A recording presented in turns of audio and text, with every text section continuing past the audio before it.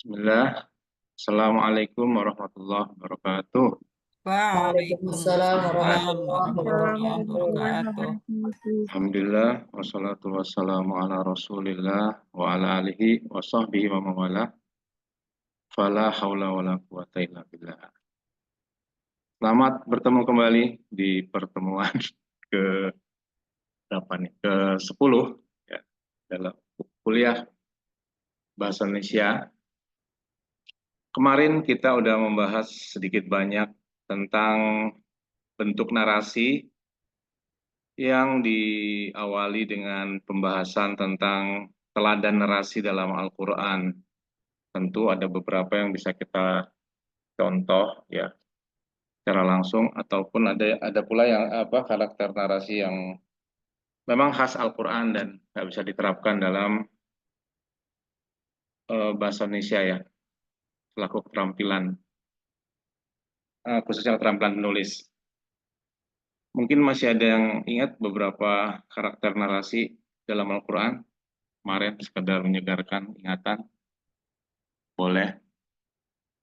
Apa sih karakter narasi dalam Al-Quran? Beberapa contohnya. Ya, diantaranya pertama, anak ulang ya, tentang bahwa karakter narasi dalam Al-Quran itu hak. Nah, dia adalah kisah-kisah yang benar, bukan kisah-kisah fiksi. Karena itu, kalau kita mau mengarang atau membuat suatu karangan yang sifatnya naratif, hendaknya berbasis pada atau berdasarkan pada kisah nyata dan apa namanya, menghindari sedapat mungkin kedustaan. Dan di antara karakter narasi Al-Quran adalah mengandung hikmah, pelajaran, motivasi, inspirasi, dan lain-lain. Maka kalau kita mengarang atau menyusun suatu karya tulis, ya kita berteladan pada narasi Quran. Hendaknya orang kalau membaca narasi itu merasa tercerahkan, termotivasi, bertambah imannya kalau bisa. Itu di antara lain ya, sedikit mengulang. Nanti bisa dilihat di Google Classroom presentasi itu. Sekarang kita beralih ke tema baru, yaitu menyunting sebagai keterampilan berbahasa. Jadi dalam berbahasa biasanya ada 4 keterampilan yang sudah kita simak sejak kecil, sejak sekolah dasar. Keterampilan menyimak atau mendengarkan, berbicara, kemudian membaca dan menulis. Sebetulnya ada satu lagi yang ya mungkin bisa digolongkan ke dalam keterampilan menulis ya. Menyunting itu bagian dari menulis sebagai keterampilan berbahasa. Apa itu? Bergerak. Kalau menurut kamus, ada beberapa makna kata sunting ya, yang ya ada juga kata yang kaitannya mempersunting, yang dalam artian melamar atau menghitbah wanita. Itu bukan pembahasan kita, tapi sunting di sini dalam artian editing ya. Kalau makna kamusnya bisa dibaca sendiri di KBBI ya. Jadi kalau dalam usaha penerbitan itu biasanya ada penyunting kepala, ada penyunting bahasa, ya, ada pemeriksa aksara, proofreader misalnya. Kalau penerbitan itu besar gitu ya. Tapi kalau penerbitan kecil-kecil biasanya penyuntingnya kalau penerbitan Islam ada dua biasanya. Satu editor bahasa, penyunting bahasa, satu lagi ustadz, ya, orang yang murojaah, yang penyunting konten, ya. Jadi apakah misalnya hadisnya terjemahannya udah benar, terus misalnya rujuk referensi hadisnya, Qurannya, ayat Qurannya benar, tafsir Qurannya benar apa tidak. Biasanya ada orang yang ngerti agama, orang yang punya ilmu syar'i yang meneliti teks-teks buku terbitan keagamaan, baik yang terjemahan maupun karya tulis asli dari penulisnya. Yang kita maksud di sini adalah menyunting, yaitu menyunting bahasa ya, menyunting eh, bahasa bukan isi. Gitu ya. Karena relevansinya sama mata kuliah bahasa Indonesia tentu adalah mengedit bahasa ya, dari segi Di sini dikatakan penyunting bahasa artinya penyunting yang menyempurnakan naskah dari segi bahasa, ejaannya, diksinya, struktur bahasa. Ini presisi banget ya, apa namanya versi Kamus Besar Bahasa Indonesia itu. Editor itu biasanya memang bekerja sebagai korektor ejaan, pilihan kata yang melibatkan apa diksi. Kalau diksi itu kan melibatkan sedikit banyak pengetahuan tentang konteks dan zauk ya. Zauk itu rasa bahasa ya, perasaan aja gitu. Ya. Jadi ini benar nggak benar kadang-kadang pakai perasaan juga ya, namanya bahasa ya. Bahasa itu kan sifatnya konvensi, kesepakatan, bukan rumus seperti ilmu pasti, tapi dia kesepakatan. Gitu ya. Orang ngomong begini, disepakati itu sopan, itu bahasa. Disepakati ini nggak sopan, itu bahasa. Rumusnya adalah konvensi sosial. Jadi penyuntingan adalah di bawah itu ya, penyuntingan. Penyuntingan. Proses, cara, perbuatan menyunting atau sunting menyunting. Tadi udah Ana bilang bahwa penyunting itu ada dua, bahasa yang menyempurnakan ejaan, diksi, dan strukturnya. Ada penyunting isi yang memeriksa atau menyelia kepaduan isi ya, ketepatan isinya, sistematikanya secara keseluruhan. Apa sih tugas penyunting bahasa secara umum? Ini sebenarnya Anda lagi ngomong ini ya, cuma sebagai informasi aja, sebagai maklumat gitu ya. Penyunting bahasa itu apa? Sebenarnya yang kita inginkan adalah kita bisa melakukan penyuntingan mandiri setelah kita bisa menulis atau udah mulai belajar menulis. Berbarengan dengan itu, seyogyanya kita juga belajar menyunting secara mandiri ya. Sebelum misalnya naskah itu jatuh atau diserahkan kepada orang yang lebih ahli, yang pasti kalau mengkritik, kritikannya pedes atau suntingannya tajam, maka sebelum itu kita harus bisa nih menyunting naskah kita sendiri ya. Kalau kita bawa, misalnya kita sebagai mahasiswa aja deh, kita bikin makalah misalnya, bikin makalah, terus kita datang ke dosen pembimbing, makalah itu belum kita sunting, belum kita edit secara mandiri, langsung kita serahkan ke dosen pembimbing misalnya. Dosen pembimbingnya kebetulan tegas ya, judes. Wah, bisa dikata-katain tuh naskah kita. Kalau kita siap harus siap mental atau nggak baper gitu ya. Maka untuk meminimalisir minimalisasi kejadian seperti itu ya, lebih baik kalau kita punya keterampilan menyunting secara mandiri ya. Setelah kita belajar menulis tentunya. Dan ini proses yang nggak bisa serta-merta atau bisa tercapai hanya dengan mengikuti 14 kali pertemuan mata kuliah bahasa Indonesia itu kayaknya suatu hal yang mustahil. Tugas penyunting bahasa secara umum yaitu menemukan diksi yang lebih tepat ya, kalau ada diksi-diksi yang tidak konteksnya nggak tepat secara kontekstual, kita carikan diksi yang lebih tepat dan sesuai yang telah kita pelajari, yaitu menghasilkan kalimat yang efektif, yang lebih efektif, juga paragraf yang lebih efektif ya, sesuai kemarin udah kita bahas tentang diksi, kalimat, paragraf efektif, dan seorang editor juga harus jeli ya memilih judul atau subjudul yang lebih menarik atau memikat pembaca atau lebih komersial misalnya. Misalnya kalau editor bahasa di suatu penerbitan yang jualan buku ya, yang menerbitkan buku yang memang untuk dilempar ke pasar, dia harus jeli atau pandai memilih judul yang kira-kira orang bakal tertarik untuk atau penasaran membaca judul buku itu sehingga mau membeli ya. Sehingga buku-buku yang misalnya serem-serem judulnya. Makanya kalau antum semua perhatikan judul buku itu ada beberapa kata yang jadi apa, kata-kata kunci laris tidaknya buku ya. Ini yang paling tidak anak baca, anak ketahui di era keemasan masa penerbitan buku tahun 90-an misalnya.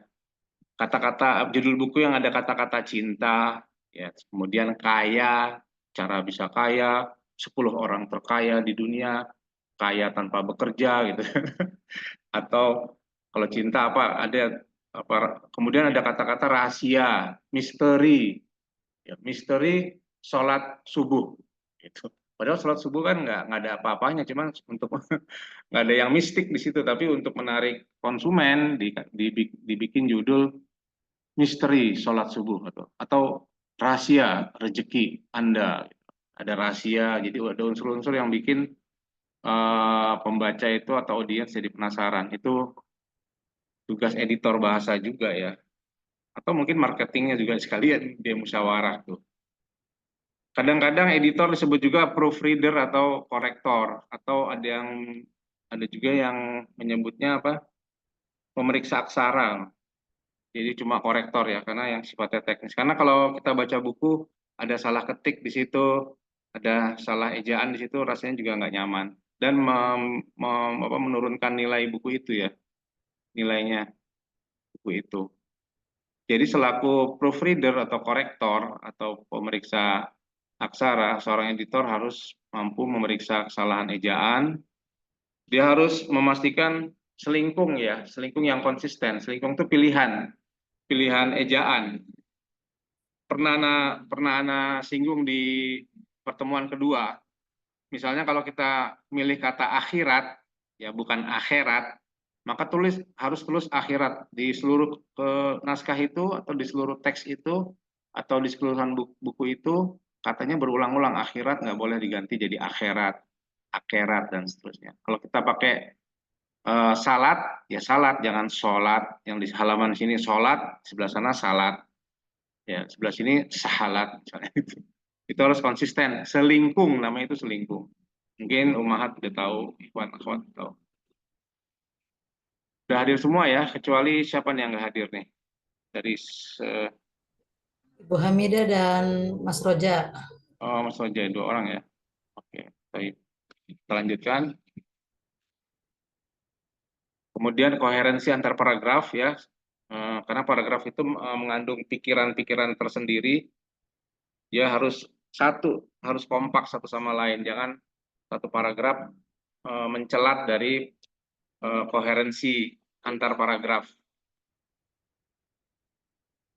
Kemudian juga seorang korektor juga harus, misalnya kalau ada catatan kaki, ya sumber referensinya benar apa tidak, dia harus memeriksa itu. Terlebih lagi pada karya tulis ilmiah, tadi konsistensi kata dan gaya bahasa.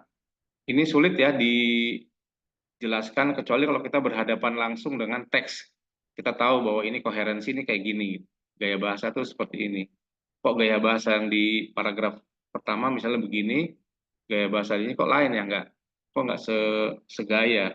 Itu cuma bisa kita tak ketahui secara langsung kalau berhadapan dengan teks ya. Kalau secara teoretis agak sulit diceritakan. Kemudian memastikan ilustrasi atau fotonya sesuai dengan teks ya. Teks keterangan fotonya juga udah benar apa tidak. Mencocokkan judul bab dengan keterangan di daftar isi ya. Biasanya kan daftar isi itu ada judul, ada bab, ada subbab, harus sama tuh halamannya sama judulnya atau subjudulnya harus tepat. Ya. Itu ya tugas proofreader atau korektor atau editor bahasa. Intinya kita selaku editor kita perhatikan kembali ejaan ya. Untuk ejaan kita bisa merujuk pada web EYD, ejaan yang disempurnakan versi 5. Nanti Anda tunjukkan ada di web Kemendikbud ya. Itu udah lengkap semua, nggak mesti beli buku, tinggal lihat di web atau buka di HP bisa mungkin. Ada juga terbitan buku namanya PUEB ya, Pedoman Umum Ejaan Bahasa Indonesia.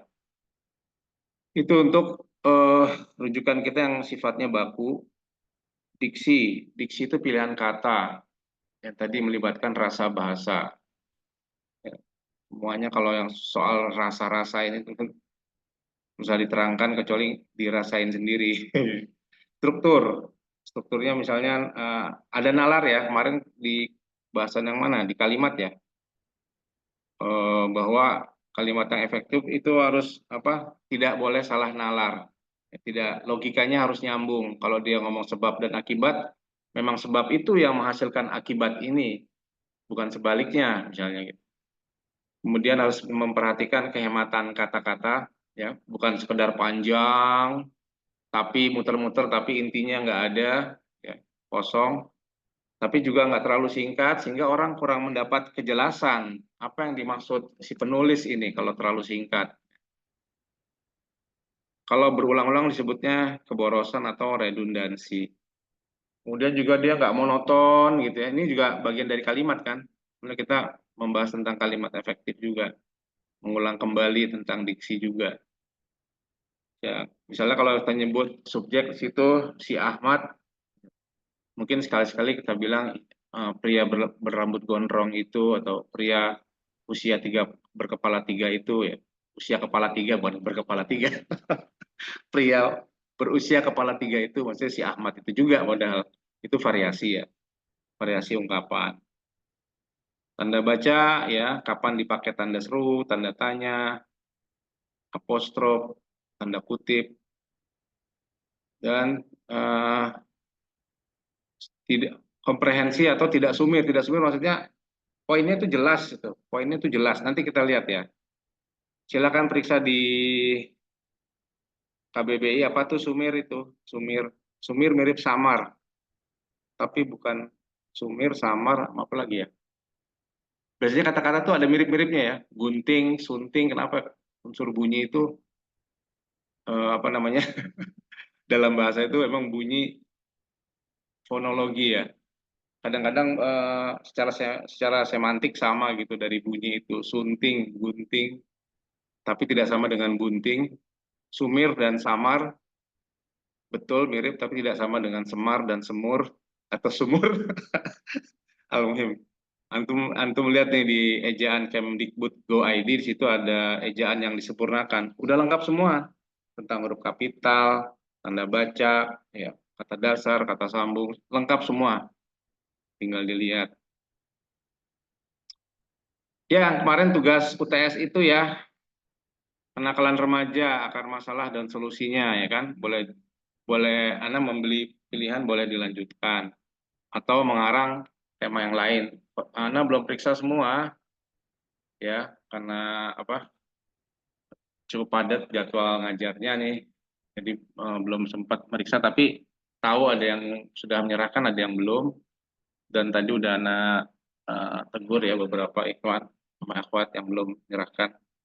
Nah, judul misalnya ini, judul kenakalan remaja, akar masalah dan solusinya.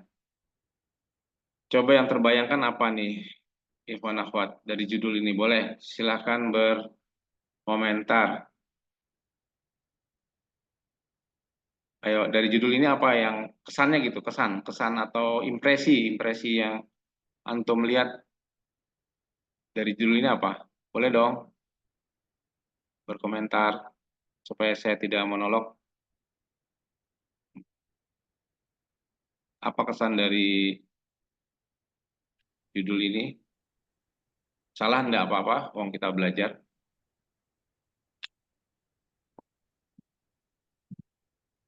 Tawuran antar sekolah gitu, Ustadz? Bukan maksudnya dari ya, kenakalan remaja, akar masalah dan solusinya. Ini kan judulnya gini ya. Oh, ini sudah judul ya, Ustadz ya? Mas Ane, Nah, Mas Ana, apa yang impresi dari judul ini coba? Baru baca judulnya, belum baca isinya tuh, tapi selaku pembaca, apa yang muncul di pikiran Ikhwan dan Akhwat sekalian coba dari Ibu Happy boleh. Sebelum Ana versi Ana nih ya, versi Ane, nanti versi mahasiswi dan mahasiswa itu. Apa kesannya? berarti kalau akar masalah berarti sumbernya ya, Ustadz ya? Sumbernya. Terus, Sumbernya eh, betul. bisa dari eh, kurang perhatian dari orang tua mungkin, Ustadz? Iya, maksudnya judulnya saja belum ke isinya. Dari kesan kata-kata ini tadi betul, berarti sumber gitu ya, Bu Happy ya. Nah, Mas Ana, ketika seorang pembaca membaca judul ini, ya kata-kata ini yang dalam judul ini, apa yang muncul di pikirannya gitu loh, Mas Ana. Nah, oh, dari ah, judul kenakalan remaja, akar masalah dan akar solusinya, masalah dan solusinya. mm-mm. Yang muncul di pikiran kita apa gitu, dari judul ini? Bukan isinya, tapi kesan terhadap pilihan kata ini yang jadi judul ini. Nakalannya harus diberantas. Ya, betul. Nakalannya harus diberantas karena dia masalah kan. Nah, Nakalan remaja di sini adalah masalah gitu, bukan sesuatu yang biasa-biasa saja atau sesuatu yang normal, tapi dia adalah masalah dan karena dia masalah, apa solusinya kan gitu. Dan solusinya emang ini masalah sesuatu yang serius gitu ya kan. Itu kan impresi ya. Ini sesuatu yang serius nih, masalah yang serius. Baik, Anda lanjutin aja. Walaupun Anda juga belum tepat ya. Dari judul itu tersirat adanya perlunya definisi. Apa sih definisi kenakalan remaja gitu kan? Berarti karangan itu isinya nanti harus mendefinisikan apa itu kenakalan remaja ya. Dan itu dari kalau yang tugas ini Ana udah memberi definisi ya. Kenakalan remaja itu semacam kriminalitas ringan dalam tanda petik. Kenakalan yang sifatnya bisa berbuah kejahatan tapi sifatnya ringan, tidak seperti kriminalitas asli di dunia dewasa. Ini remaja. Juga perlu definisi tentang remaja itu apa. Tadi kenakalan. Apa itu kenakalan?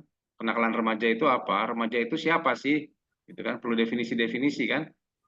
Yang kedua, dari kata akar masalah. Nah, ini kan menyiratkan seakan-akan tulisan ini akan membahas ya, faktor penyebab terpenting ya. Sebagaimana tergambar atau terimajinasikan dari kata akar. Jadi judulnya bukan kenakalan remaja, masalah dan solusinya, tapi ada tambahan kata akar. Jadi seakan-akan si penulis ini tahu ini, wah si penulis ini ternyata tahu akarnya nih, sumbernya di mana ini, biang kerok masalah kenakalan remaja. Ini perlu Anda sebutkan karena nanti ini apa seorang penyunting ya, atau kita selaku penyunting nanti penyunting mandiri harus melihat judul itu sebagai pemberi amanah ya. Jadi kalau judulnya keren, isinya nggak sesuai judulnya, nanti kan nggak amanah gitu, asalnya gitu. Kemudian juga solusinya, ya kan. Seakan-akan tulisan ini nanti akan mengajukan alternatif jalan keluar atau solusi yang cespleng. Itu nggak baku ya cespleng. Itu kayak buat obat. Ya kan cespleng tuh obat, biasanya jamu ya.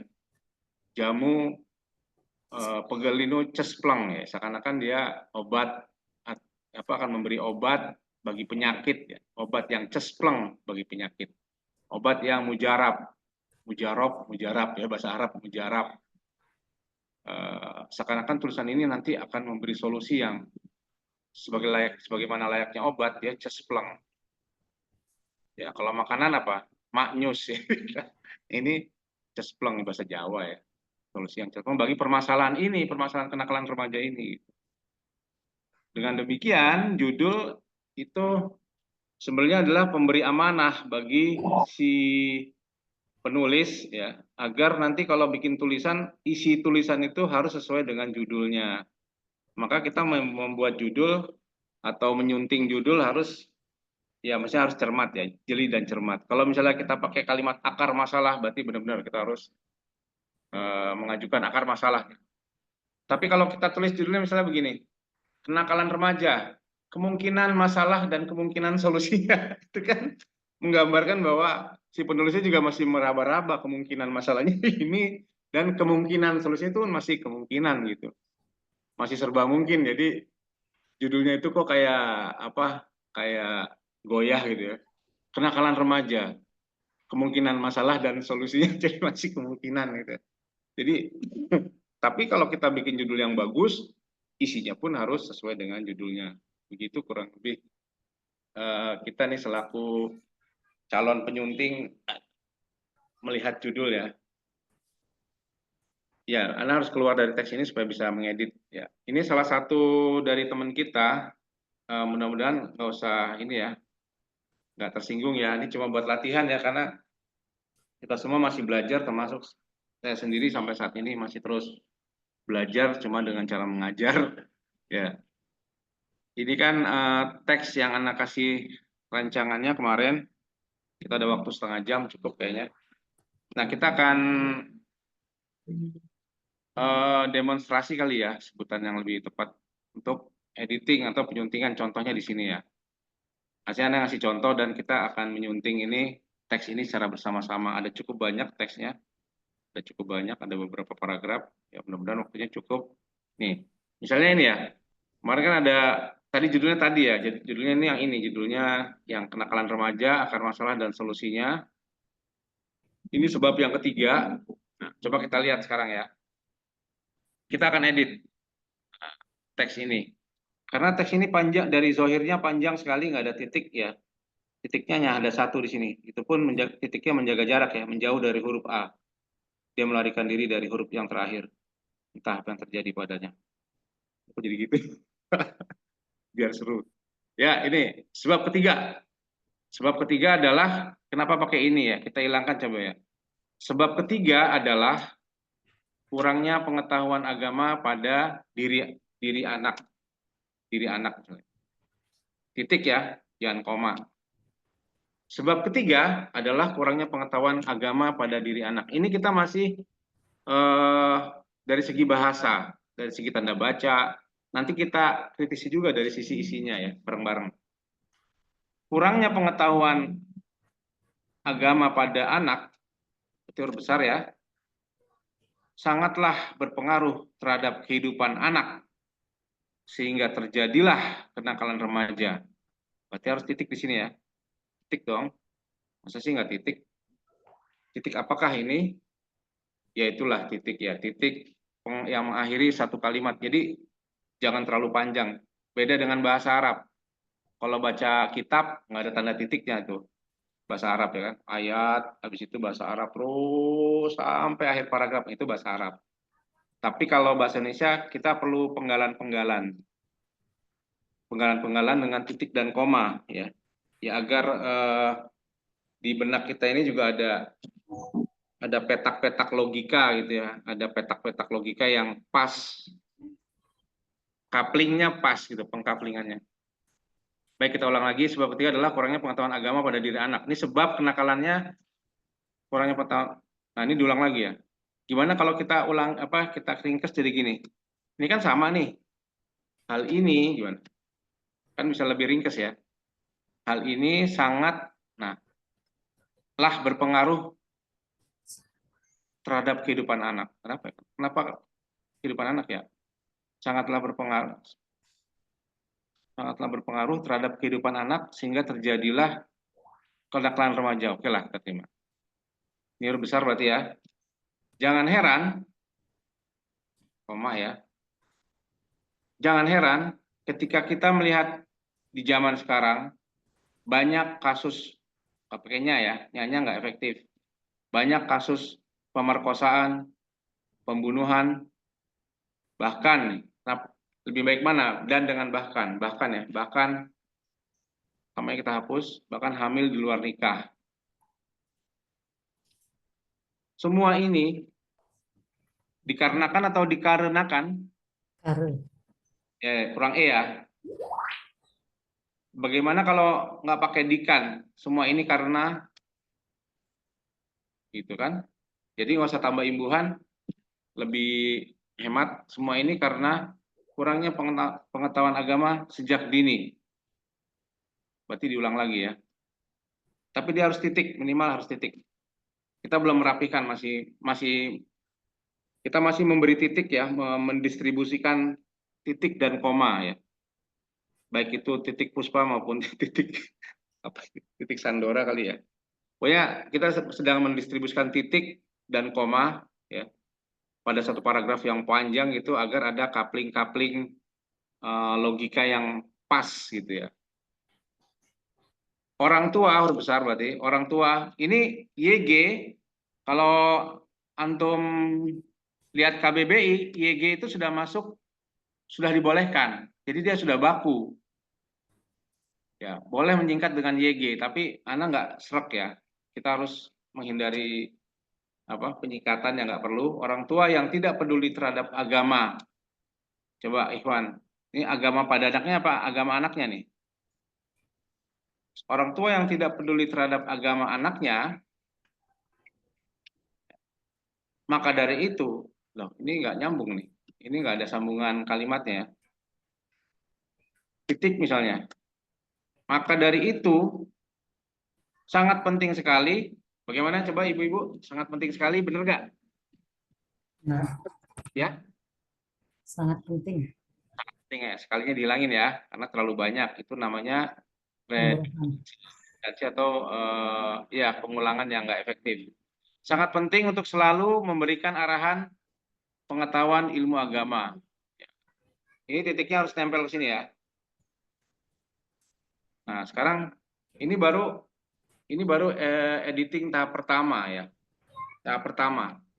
Kalau kita kritisi ya, isinya misalnya, apakah anak itu jadi nakal karena kurang pengetahuan agama? Jawab coba. Apakah kenakalan itu disebabkan karena kurang pengetahuan agama? Kenakalan remaja? Silakan jawab.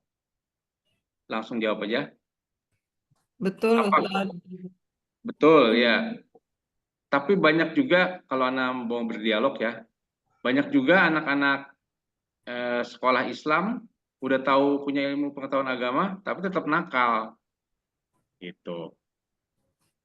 Kalau kita mau lebih presisi lagi, kalau kita ingin mengkritisi paragraf ini di luar teknis bahasa, tek-tek bengek masalah bahasa apa tanda baca, yang menyebabkan remaja itu nakal bukan karena kurang pengetahuan, mereka tahu, tapi kurang internalisasi pengetahuan itu ke dalam hati mereka, dalam kehidupan keimanan mereka. Jadi pengetahuannya kayak maklumat gitu, kayak sesuatu yang dibaca, dihafal, tapi nggak dihayati dan tidak diamalkan karena nggak ada internalisasi ya, penyerapan, itu diserap benar-benar dihayati ya, sehingga menambah keimanannya gitu, sehingga dia punya imunitas.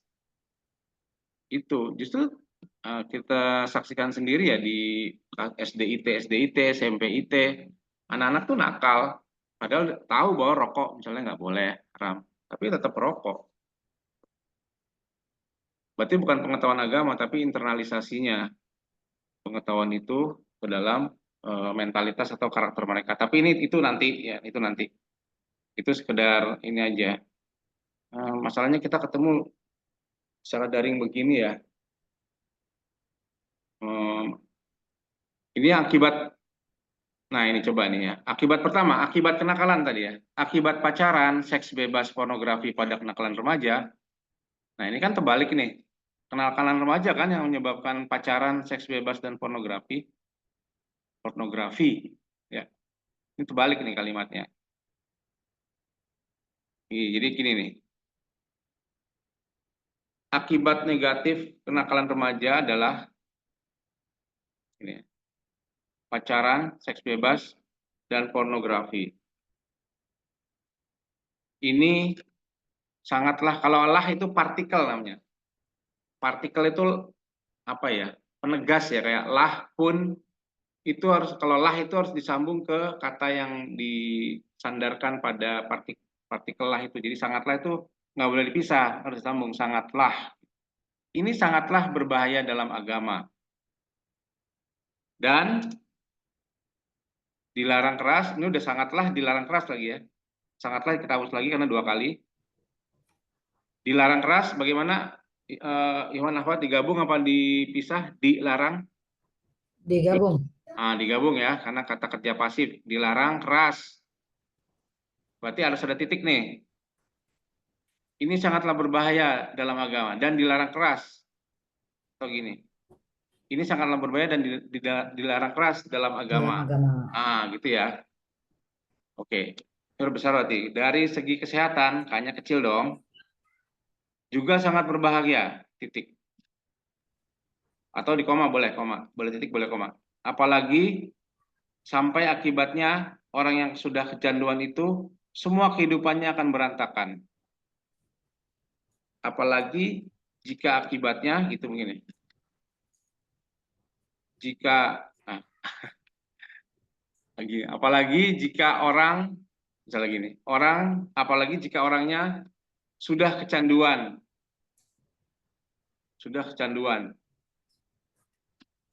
Akibatnya mungkin ya. Akibatnya Kehidupannya akan berantakan. Itu sebenarnya akibatnya koma ya. Kehidupannya akan berantakan karena kecanduan, maksudnya kecanduan pacaran, seks bebas, dan pornografi. Bahkan harus besar lagi, bahkan harus koma. Kalau bahkan tuh kalau di depan di awal kalimat harus koma. Bahkan ketika ya, jika tidak disembuhkan, ini disambung apa dipisah? Sering nih salah di sini. Disambung ya, disembuhkan. Sambung. Bahkan jika tidak disembuhkan, ini kita hapus, bisa jadi merusak masa Akan depan. merusak. Bisa jadi merusak masa depannya atau remaja tersebut. Ya. Coba sekarang maka dari itu bisa diganti oleh karenanya atau oleh karena itu, coba ya. Oleh karena itu peran orang tua adalah penting, atau gimana nih? Atau adalah penting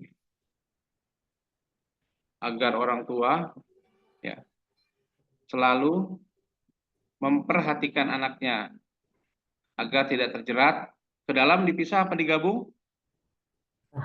Bisa. Pisah ya Bu ya. Astagfirullah. Ke dalam hal-hal yang merusak kehidupan anaknya atau sang anak misalnya. Oke. Ini kita nanti kita praktek edit sambil gitu aja ya. Yang kedua, ini akibat yang kedua, akibat dari kenakalan remaja, kita sebut kemarin karena ini untuk latihan ya. Anak itu jadi terasing terhadap agamanya sendiri. Gitu. Ya tadi akibat dari nggak punya pengetahuan agama, bagaimana disebut di sebab yang ketiga tadi, kan tadi sebab ketiga ini, bahwa anak itu katanya kurang pengetahuan agama, orang tuanya pun kurang pengetahuan agama. Hingga akibatnya dia menjadi asing. Ya, asing terhadap agamanya sendiri. Ini akibat yang kedua. Jadi kita tambah gini misalnya. Akibat selanjutnya, si remaja atau sang remaja menjadi asing terhadap agamanya sendiri. Titik. Ya. Akibatnya, ini nggak usah ya. Tadi udah akibat ya. Sehingga Enggak nih, anak tidak tahu apa tahu. Ya, tahu tapi dibacanya tahu ya. Anak tidak tahu tapi tulisannya tahu ya. Anak tidak tahu aturan agama, atau anak yang tidak tahu aturan agama, tidak tahu batasan agama, merasa bodoh amat atau gimana? Bener gak nih? Merasa bodoh amat terhadap kewajibannya. Bersikap kali ya. Bersikap masa bodoh gitu ya. Masa bodoh gitu ya. Terhadap kewajibannya terhadap agama. Titik.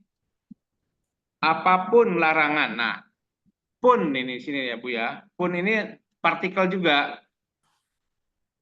Partikel juga sama kayak lah tadi. Itu namanya partikel. Coba kita lihat sebentar ya, Anda periksa di EYD ini. Partikel pun ya. Apakah dia disambung atau dipisah? Siapapun dan apapun tadi. Bentar. Ya.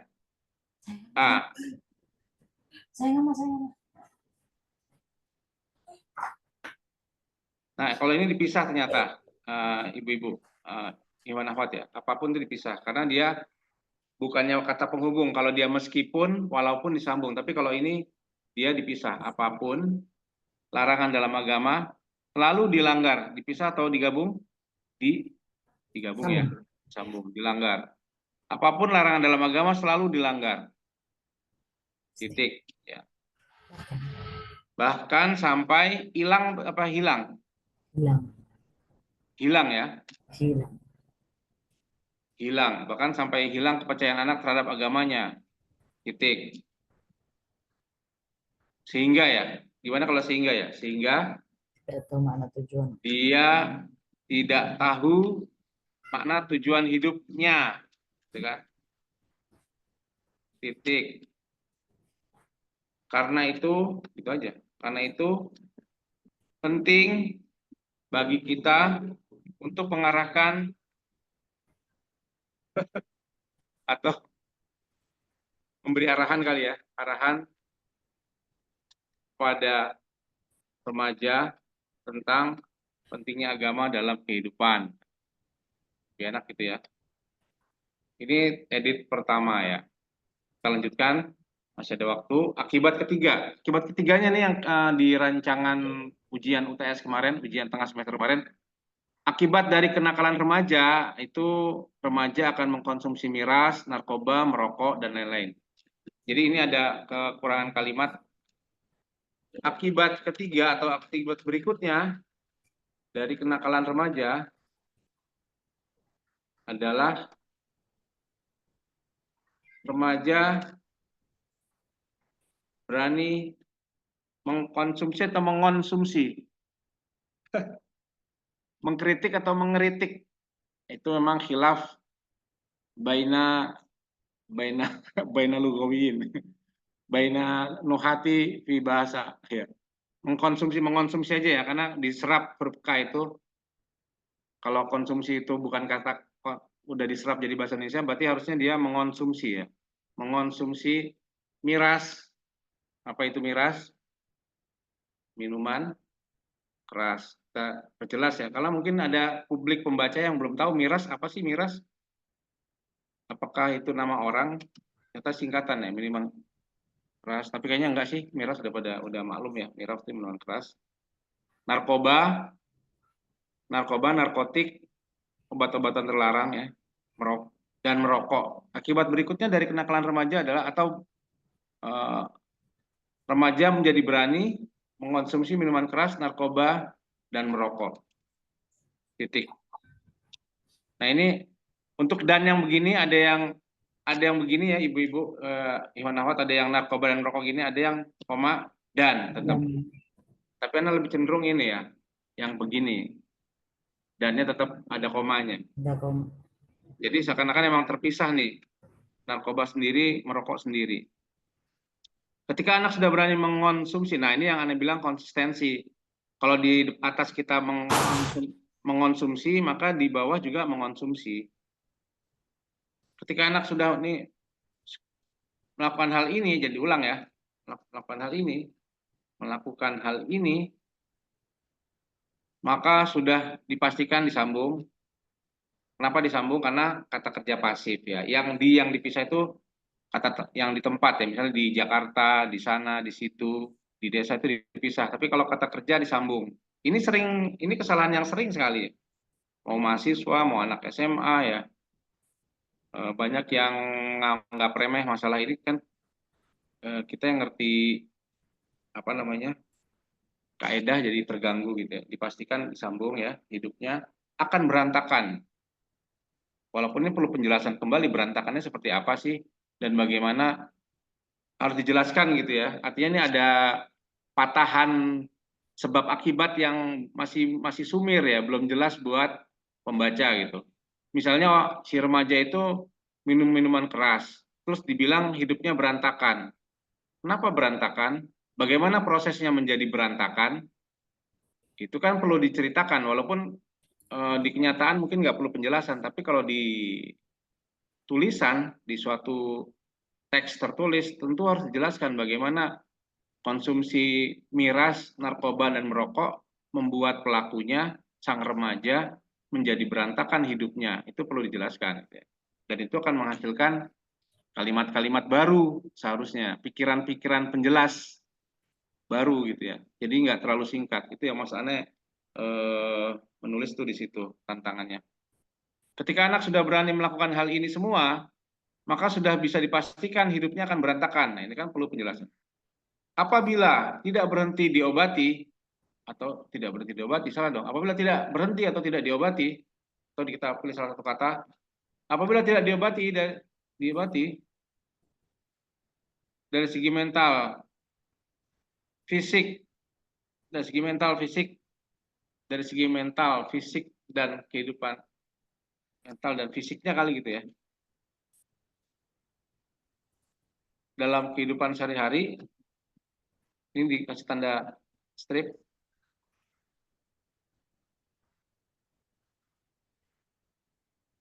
bisa dipastikan ia akan terjerat hukum pidana. Dalamnya kita hilangin aja hukum pidana, titik. Ya. Ini masih editing tahap pertama. Tadi kalau kita kritisi kembali perlu ada tambahan kalimat tentunya ya. Tapi ini pertama aja dulu, pertama dulu. Solusi, sekarang kita lihat tadi akibat-akibatnya 1, 2, 3 sudah ya. Coba kita lihat di sini. Solusinya adalah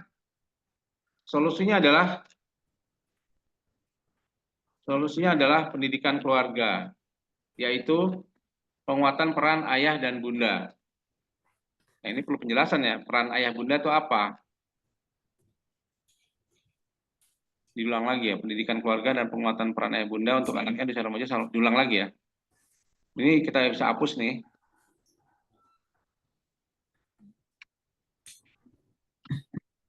Karena dengan hal ini anak akan selalu mengerti apa-apa yang buruk untuk kehidupannya. Gimana ya? Solusinya adalah pendidikan keluarga, yaitu penguatan peran ayah dan bunda. Bagus tuh kalimatnya. Karena dengan hal ini anak akan selalu mengerti apa yang buruk untuk kehidupannya, sehingga ia bisa menjauhi hal tersebut. Titik. Dengan penguatan peran ayah dan bunda, anak akan selalu diawasi. Titik, oke. Dia akan mengerti kasih sayang ayah dan bunda terhadap anaknya. Titik. Ini dan kita hapus saja. Dengan itu, anak pada usia remaja sudah dipastikan. Tadi dari beberapa kali kita dipastikan sering ya, diulang-ulang ya. Nah, ini yang Anda bilang pengulangan monotonitas ya, kemonotonan yang harusnya dihindari. Dengan itu anak pada usia remaja sudah dipastikan tidak akan tersangkut pada kasus kenakalan remaja. Ini juga masih banyak yang perlu dijelaskan ya dalam paragraf ini. Penguatan peran ayah sebagai apa? Apa bentuk perannya gitu. Penguatan peran bunda itu apa yang dimaksud penguatan peran bunda? Ngapain? Sang bunda itu seharusnya bagaimana? Nah, kita tidak mendapati kalimat penjelas ya atau pikiran penjelas dalam paragraf ini, harusnya dijelaskan. Peran ayah dalam hal ini adalah dia sebagai sosok pendidik yang tegas, ya kan? Sosok pendidik yang dibutuhkan sebagai pelindung sekaligus pemimpin yang tegas, misalnya begitu ya. Hingga anak takut berbuat negatif atau berbuat keliru karena ada pengawasan ayahnya, karena dia segan sama ayahnya. Tapi ada penguatan peran bunda juga selaku pengasuh, ya selaku tempat berteduh. Hingga si anak merasa nyaman kalau ketemu sang bundanya, bisa mengadu, bisa berkeluh kesah. Ya, ini teori ya. Anak sendiri kalau ngadepin anak juga masih sulit ya. Anak remaja apalagi. Tadi misalnya aku sebagai anak remaja ingin menikmati enaknya jalan-jalan bersama teman-teman di mall, gimana gitu. Pengen jalan-jalan di mall katanya sama teman-teman. Terus Arana bilang, oh berarti kan anak-anaknya kelas 6 udah balik ya. Apa anak itu bagaimana coba? Anak bilang, Dek, adik itu udah balik ya, udah dewasa, nggak boleh sembarangan bebas begitu jalan-jalan di mall sama temen, harus ada pendampingnya. Kalau teman-teman adik itu punya ayah bunda, harusnya didampingi sama ayah bunda gitu. Nggak boleh jalan, perempuan itu mulia tempatnya di rumah, coba. Tapi membahasakan itu dengan bahasa yang dimengerti sama anak tanpa dia merasa dikekang gitu. Solusi bijaksananya itu kan pusing juga ada. Teorinya sih gampang kayak begini ya. Penguatan peran ayah dan bunda. Ayah harus tegas, ibunya harus bertindak selaku penentu. Kemudian ya bisa memberi jawaban-jawaban yang berterima pada anak remaja ya. Coba. Ingin ngerasain enaknya katanya, enaknya jalan-jalan sama teman-teman katanya. Teman-temanku juga si Fulana pengen jalan-jalan di mall. gitu. Ya bapaknya sama ibunya ketar-ketir ya gitu. Tapi tadi udah tuh dialog itu jadi materi kuliah jadi almuhim seperti itu. Kemudian waktunya udah habis ternyata. Gimana nih lanjutnya ya, satu lagi Nah, Ustaz. satu lagi mungkin. Kok ulang nih solusi satu, oh diulang ternyata salah, hapus. Solusi dua. Solusi berikutnya adalah mengubah lingkungan hijrah ya bagi si remaja. Kita tambahin ya. Karena yang berubah lingkungan siapa? Bapaknya apa ibunya atau remajanya? Yaitu misalnya gitu, yaitu dengan mencarikan kawan-kawan yang saleh. Nah, kalau ke saleh, saleh. Jangan soleh. Kalau mau saleh begini, saleh. Kalau mau salih, salih gini. Mau soleh begini, solih bisa. Mau soleh lagi begini, bingung kan? Pilih yang mana, yuk. Soleh, solih, saleh. Kalau saleh tukang sate, kalau solih itu itu yang ojek, ya udah. Saleh aja deh. Saleh aja deh yang KBBI ya. Yaitu dengan mencarikan kawan-kawan yang saleh aja deh. Ya. Merupakan salah satu, tuh kan bingung lagi nih. Ini perlu diedit. Ini hijrah ya. Ini perlu ini ulang yang nggak perlu sebenarnya kita hapus saja sebanyak itu ya. Karena koma, kalau depan karena koma kan seperti bahkan tadi karena koma dengan lingkungan kawan-kawan atau dengan kawan-kawan yang soleh. Ini harus konsisten. Kalau saleh tuh dipastikan lagi ya, sudah dipastikan. Ini keberulangan yang perlu dicarikan variasinya gitu ya. Karena dengan kawan-kawan yang saleh atau dengannya kita hilangkan karena kawan-kawan yang saleh sudah dipastikan kita hilangkan karena sering dipastikan. Karena kawan-kawan yang saleh akan selalu mengingatkan dari keburukan dari keburukan gitu ya. Hal-hal yang tidak semestinya dilakukan dari keburukan gitu aja. Oleh karena ini karena selalu pakai ya, yang karena. Oleh karena itu bukan pentingnya, penting gitu. Penting untuk mencarikan lingkungan dan kawan-kawan yang soleh. Ulang lagi ya.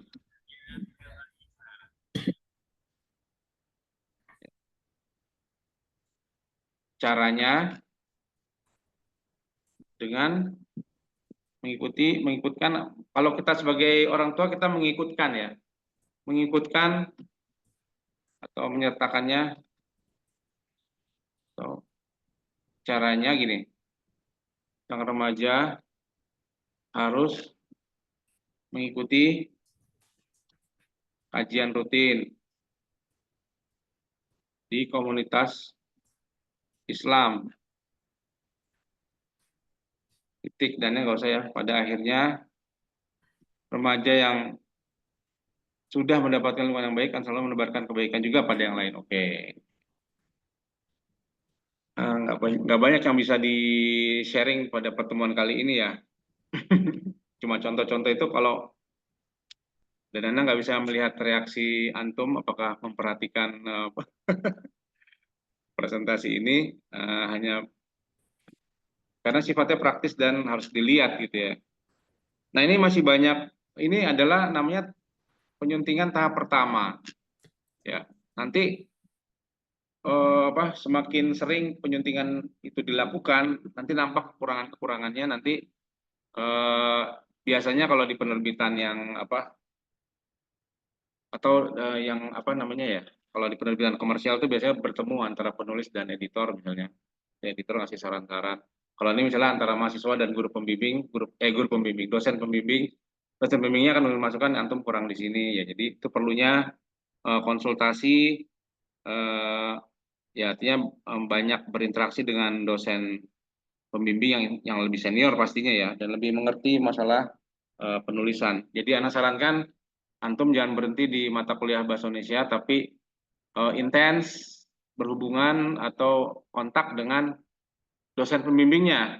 Nah, mereka udah berpengalaman dan rata-rata alhamdulillah dosen-dosen di Future Gate Institute cukup mumpuni di bidangnya dan udah terbiasa menyusun karya tulis ilmiah ya. Ada Ustadz Eko, Ustadz Anik, Pak Febri dan seterusnya itu orang-orang yang tidak diragukan kapabilitas ilmiahnya dalam menulis karya ilmiah. Nah, Ustadz Fajrin ya dan yang lain-lain ya itu yang Anda ingat. Ya, jadi kalau mau tulisannya bagus harus sering-sering konsultasi sama dosen pembimbingnya. Demikian kesimpulan. Jadi, nah, gitu ya, Jason. Jadi itu ya udah cukup panjang lebar pertemuan kita tentang menyunting sebagai keterampilan berbahasa karena waktunya sangat singkat. Nggak banyak juga yang Anda berikan. Mudah-mudahan yang sedikit ini ada gunanya, manfaatnya dunia akhirat. Semoga Allah mengikhlaskan niat kita belajar dan mengajar untuk kemaslahatan diri sendiri dan umat Islam. Amin. Kita tutup dengan doa kafaratul majlis. Subhanakallahumma wa bihamdik. Subhanakallahumma wa bihamdik asyhadu an la Asyhadu an la ilaha ilaha illa illa anta anta astaghfiruka wa atubu ilaik. Assalamualaikum warahmatullahi wabarakatuh. Waalaikumsalam warahmatullahi wabarakatuh. Syukran Ustaz. Jazakallah khair. Barakallahu fikum. Wa yakum warahmatullahi wabarakatuh. Amin.